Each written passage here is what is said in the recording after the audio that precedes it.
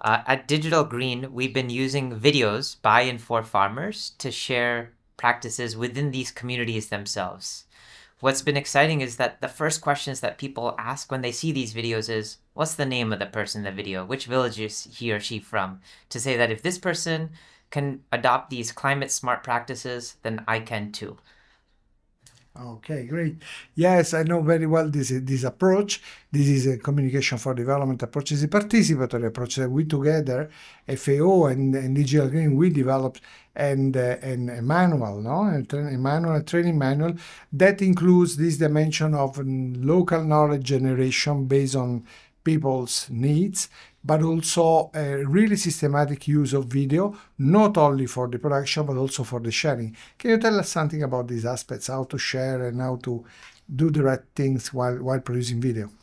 That's right. We've had to produce and create this content with these local communities and the grassroots level organizations that work with them.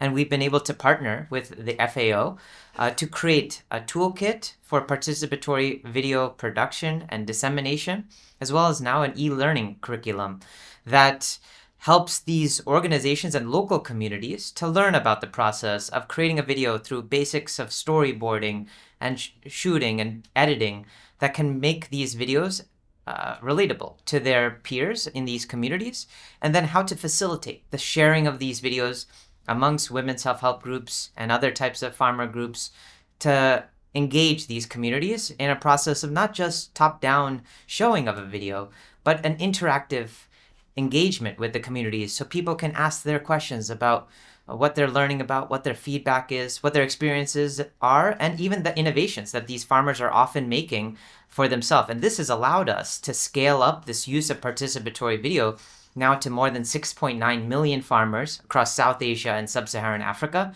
through a whole network of grassroots level organizations and communities themselves.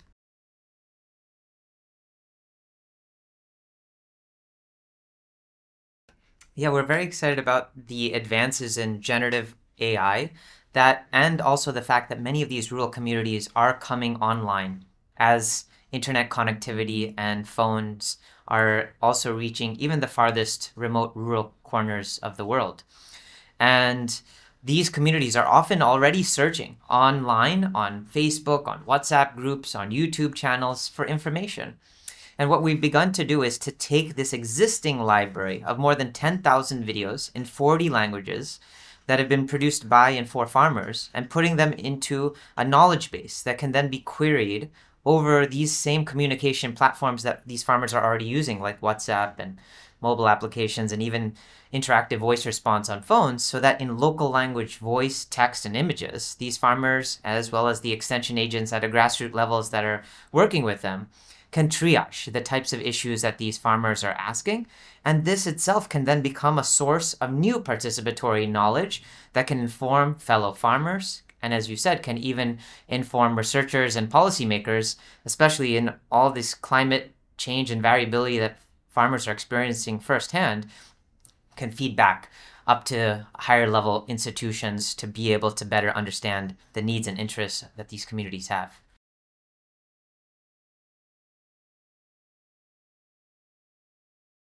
So one, we're very excited about this e-learning set of modules and curriculum that we're launching just this week with the Food and Agricultural Organization of the United Nations. I invite everyone to check it out because we really believe that there needs to be a wider crowdsourcing of this participatory knowledge and video information that can then go into these AI systems, because the AI systems aren't just going to work magically on their own. And farmers aren't looking for generic Wikipedia type of answers. They're looking for information from their peers that are local and that are also season specific. And so now we're in this phase of expanding also this AI work, also in partnership with FAO and various ministries of agriculture around the world.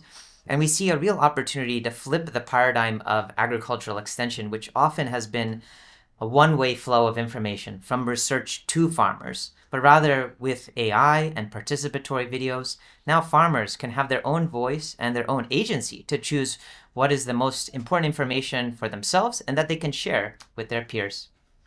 Excellent, Rikin. Thank you very much for joining us. I think this is very challenging and encouraging, and we look forward for the continual collaboration between FAO and Digital Green in the field of communication for inclusive and participatory development. Thank you very much. Thank you for our partnership, Mario.